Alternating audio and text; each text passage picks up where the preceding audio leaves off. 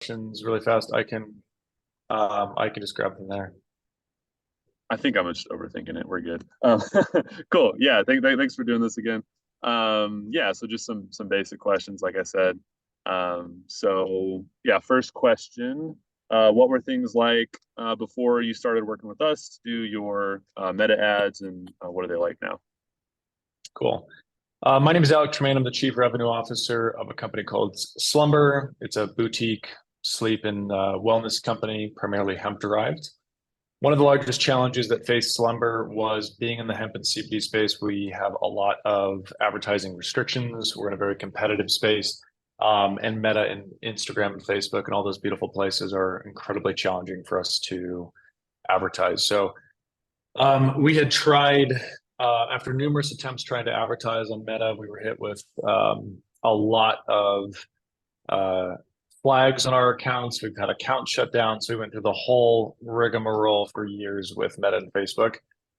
Slumber decided to work and partner with Growth Pains Marketing and Isaac's team to actually help us put together a strategy and help us launch our first. So I would say that we attempted to bring the stuff in-house and realized that we actually needed expertise and someone to actually watch and help us with the account. We used this as like a part-time job for somebody in our company and realized that we were faced with a lot of complexities and we needed someone that actually could get into the account and stick to a testing schedule so we could actually have something to grab onto because we were pretty much just like throwing ideas at the board. Half of our ads got shut down. We would get discouraged and then we would pretty much stop. So that was the beginnings of our meta experiences. I didn't realize you were the CRO, first of all. That's cool. And then yeah, I didn't realize you had tried so much before. So you had like you had an account shut down or two? Yeah, and we were trying this was like 2019, 2020 when this was originally started. And Gotcha. you would see CBD companies everywhere on Meta, and then you would get shut down, and then you would talk to Facebook, and Facebook would never be able to tell you why those brands could advertise and you couldn't. It was really, really complicated. Yeah, So, Facebook's really well, helpful when you have an issue, aren't they? oh yeah, they're amazing. It's like I'm so convinced 90% of the time you're communicating with a bot before it reaches a human. It's Yeah. incredibly challenging. One of the best things that I can say about your team is sticking to your actual plan and gut to Meta because I know I pushed you very hard to try different tactics and ideas. And you actually stuck to what you thought was proper, and it actually has returned. So I know we had about a month and a half of like getting the Yeah. groove in It place, which is sucked at brutal. first, right?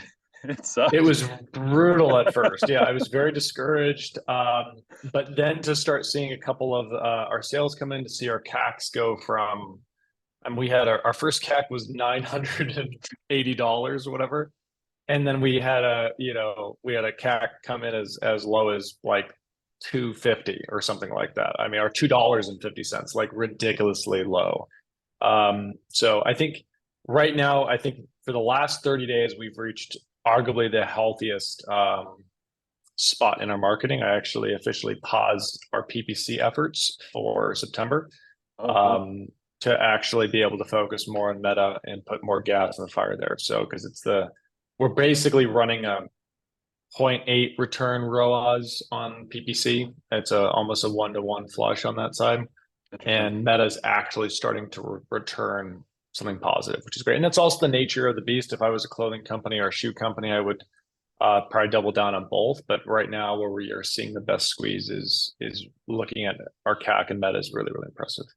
Yeah, that's yeah, and I like that about this account that like I was looking at that the other day. I showed it to my wife because I was just like, look how much this sucked at first, you know? And then it was like, but we just kept going back to the drawing board, and you were very collaborative too. Um, uh, yeah, I feel like we have a good like working relationship. We're able to like throw things off of each other, and the end result has been really good. So yeah, coming from that to this has been really cool to watch. The other thing I'm curious about, how are you measuring the results? Is it just based off of like what the platform says, or is it Google Tag Manager? Like, what are you looking at, or Google Analytics? So I look at I look straight onto the ads platform as tight as possible, which realistically is probably underreporting, is my guess. Interesting. That Facebook ads is probably slightly underreporting on that side. I still I'm probably one of the only marketers. Well, not anymore. I don't love Google Analytics. I have never loved Google Analytics. I hate it. I hate it. Yeah, and I think G4 was an attempt to make something better, but it's just there are holes within iOS updates, there's holes within tracking, and it's a black box. So I use Google Search Console and I use Facebook Ads Manager. Eventually, we'll be moving to like a triple whale or something that allows us to have a deeper transparency with more of a third party pixel to help us. But yeah, I'm using basically the Facebook app, or I have the Ads Manager open constantly. Yeah. I hate Google Analytics. I felt like an idiot for so long, and then I was like, oh no, this is just a terrible product. Like I'm not Yeah, the idiot. you're like, oh, I'm gonna get a certification. I'm looking at sources, and now even on GA, I've been on Google Analytics for 12 years, and I'm googling how to look up a session or a referral source, and it still is not there. Yeah. But I am. We've seen, it's our largest month of lead capture so far on our forms. So I think that's one thing that I'm excited about is starting to see some more transparency with Facebook ads and Klaviyo forms. It's one thing that I could even go further to start to attribute would be that email capture from Facebook. Although the Facebook is not showing the sale, I get an email capture that I want to track, and then can I track that email further to a revenue source later, which is great. So that's been kind of a new thing that we're starting to work on, which I think can even lift that. I mean, we've almost 2x'd our lead capture forms this month. Our new customers are up 20%, and a lot of that is all fueled by Meta right now. Awesome. Yeah. You're looking at actuals. It's good. Yeah, that's good to hear. And we're starting to spend some real money there too, which is cool. Like being able to scale pretty aggressively. So yeah, glad you're seeing that lift on the back end and in the Facebook Ads Manager. Cool. Yeah, Yeah, and I that's think we're lifting spend almost every 3 days. So yeah, I mean, long story short, one of the things I really, really admire about your team was not bending the knee to traditional Facebook ideology. Even when I had calls with other people and consultants, and they're like, you should be doing this. And I was like, Isaac has this strange farming technique, which I actually think is either going to kill my budget or it's going to produce an incredibly low result. And it has done, or a low CAC, and it did exactly that. So right when I was like nervous in month two, the account started, like the Meta's engine started to really, really respond, which was fantastic. So I give you the props big time for sticking to your guns and focusing on a trajectory that worked. A lot of people just pull a piece of a book that has worked. I mean, has just like a traditional, like, oh, I read about this 6 months ago or a year, but they don't actually realize that meta is constantly changing. And if everybody's putting that same exact approach, you're going to wake up and be like, sweet, I got sales for 1 month in a super, super hyper targeted group. And then your ad fatigue triggers immediately. And then you're like, well, what the hell do I do now? So I think we're in a spot now where I don't know if it's even possible for us to get ad fatigue if we keep allowing Meta to show the ads to the right people. So I'm very, very happy with this methodology. yeah. I don't know. There's smart people that get good results doing things differently, but I don't know how that works. I don't know. Like from what I've seen, I've tried every method and talked to all the gurus, and like the way that we do things, it just seems to work so much better. Um, yeah, Yeah. and I mean every ad account's a little bit different, but still the basics are there. So yeah, I'm thrilled. And like yeah, when you told me that feedback, I was like, this is like everything I was doing 3 years ago. I mean some of it, I think, yeah. Um, but yeah, and I'm glad you were able to like Yeah. let Now us that we're know. spending more, yeah, we can A/B test. I think that's the nice part is now we can actually grab some of these funds and A/B test a very specific. I feel like we actually have a baseline, Hmm. and we know that we're getting.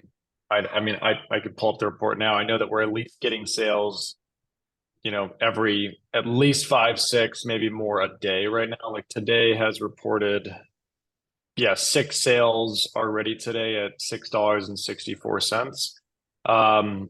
Yesterday came in and it's at least Google Ads or Facebook is showing 30 sales. So those, are fantastic. I'll work with Lucas in dialing in some of the actual like hard ROAS numbers, whether it's a sample pack or a full unit that they're buying. But that's still 30 people that didn't have exposure to our brand, which is excellent. Yeah, yeah, exactly. And because we're like building brand as we're building sales, which is important because I don't want to just build brand. Yeah. You want money. Yep. Um, And we're moving to Shopify here 6 weeks. oh, I didn't So know that. that's going to Awesome. be, yeah, that's going to be huge for us. Our tracking, I think, is going to get better. Our load times are going to get better. Our landing pages are going to get better. So I think that's going to be a big move for us. Fantastic. Yeah. In my experience, Shopify talks better to Facebook than WooCommerce too. So that's awesome. Cool. Yeah. So that should help out with a lot of action. So I'm very excited. Yeah, I think that's about it. Let's see. Last question. What would you say to someone who's considering working with us? Tell them definitely don't do it. Yeah, no, yeah. If you're considering working with Growth Pains and Isaac's team, I would say that no matter who you get on the phone with, everybody's going to have a really, really good sales pitch, no matter what. Everybody's going to have historical data. They're going to have the case studies, a bunch of percentages. However, one thing I really liked about you is you dove into the weeds in our industry. You didn't just like cookie cutter and be like, cool, this is what works for sock companies or gene companies. It's got to work for supplements. So one of the things I love about that is your team stepped back and educated themselves about the industry. You guys looked at different examples. You worked and communicated very well with our team to be able to find a niche. So if you're looking for a partner, hang out with Growth Pains. If you're looking to be put into a cereal box on a shelf, go hire somebody else. Awesome. Thanks, man. We'll stop it there.